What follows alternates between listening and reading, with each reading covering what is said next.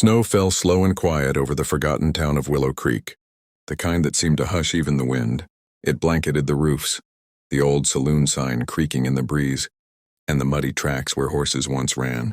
The townsfolk were gathered around the square that morning, not for celebration, but for something they couldn't name, a strange mixture of sorrow and curiosity. The man who rode in that morning wasn't one for crowds. His name was Elias Grant, a lonely cowboy with years of dust and silence behind his eyes. He'd ridden across half the country chasing work and running from ghosts, the kind that didn't wear faces but lived deep in the heart. His horse, an old gray stallion, breathed clouds of cold air as Elias dismounted and tied the reins by the post. He didn't plan on staying long, but fate, as it often does in places like Willow Creek, had other plans. Across the square, in front of the sheriff's porch, stood a frail woman holding herself against the cold. Her clothes were torn and colorless, her hair tangled with frost. Beside her stood a little girl, no more than 7, barefoot in the snow, clutching a baby wrapped in a thin blanket. The baby's face was pale, its tiny lips quivering. The girl's eyes, though tired, still carried a strange light, a kind of courage that life hadn't managed to steal yet. When Elias saw them, something inside him stopped. The woman looked up briefly, and for a second their eyes met. Hers were hollow, yet they carried stories of long nights, hunger, and loss. The crowd whispered, some in pity, some in judgment. "Who are they?" Elias asked a man beside him. The man spat into the snow. "Widow woman. Husband froze last winter. Been livin' out by the river shack. Sheriff says she can't stay no more. Can't pay her dues." Elias nodded slowly. He'd seen this kind of cruelty before, the kind that wore a lawman's badge and called itself justice. Then the little girl stepped forward, trembling but brave. She looked up at him, her voice soft, barely above the wind. "Can you buy us, mister?" The words fell like a bullet into Elias's chest. The crowd went silent. The sheriff's smirk faded. Even the snow seemed to stop falling for a heartbeat. Elias knelt down, his breath clouding between them.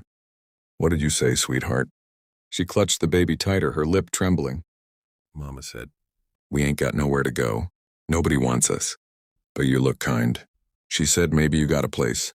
Maybe you can buy us." Behind her, the mother's face turned red with shame and tears. "Hush, Emma," she whispered hoarsely.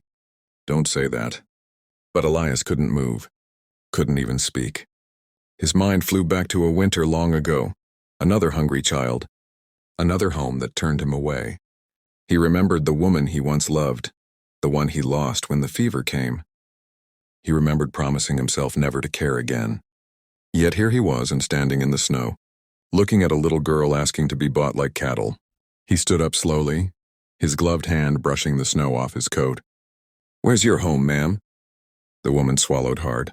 "Ain't got one. Just a shack out by the creek. Sheriff says it's county land now." Elias's jaw clenched. "And he's throwing you out. In this cold?" The sheriff crossed his arms. "Ain't my doing, cowboy. Just the law. They can move on down south. Plenty of land there." "Plenty of graves, too," Elias muttered. The woman's knees buckled.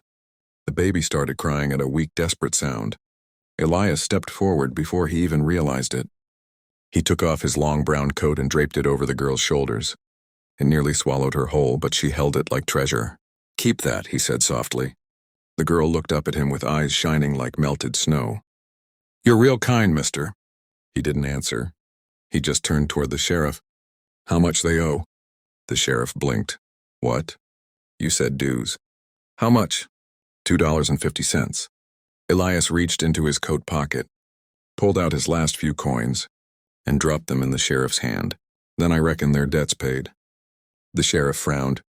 "That don't make you their guardian." Elias's gaze hardened. "It makes me a man who ain't gonna let kids freeze to death while you stand around." "Doing nothing," the crowd murmured. No one dared argue. Elias turned back to the woman. "You got a name, ma'am?" "Clara," she whispered. "Clara May." "Well, Clara May," Elias said, his voice steady. "You and your young ones are coming with me. I got a cabin out west of here. Ain't much, but it's warm and the roof don't leak." Clara's lips parted in disbelief. "Why would you do that?" Elias looked down at the girl and still clutching the baby, her small feet buried in snow. "'Cause once someone should have